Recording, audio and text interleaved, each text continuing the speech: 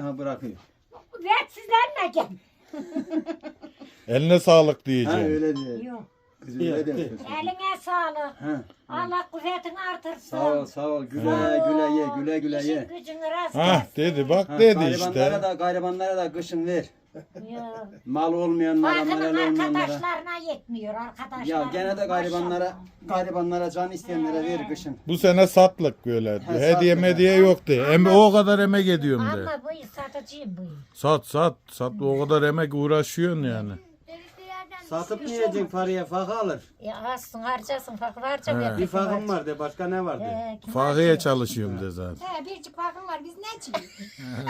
Kızlar Sen böyle- alıyorsun peynirini çökelerini. Benim var şimdi, Geçen ondan sene diyordu arkasından- kızlarıma vereceğim diyordu zaten. Hocam abi şunlar eşenin bak. He Kızlarına hiç biliyorum. vermez, ben Veriyor biliyorum. ya Var şükür, veriyor. var, var. Her Ben şey bu var. O öyle sene bir şey dedi vermedim. dağıtıyorum dedi ya.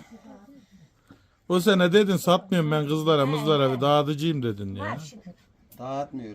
Hocam sen öyle dediğine bakma. Aparı. Ulan. Ben Onlar Yeter, yemezse de yeter, canına yeter, sinmez. yeter. Hani ediyor mu tık tık? hocam şunlara Parkadasın aldın. Ha.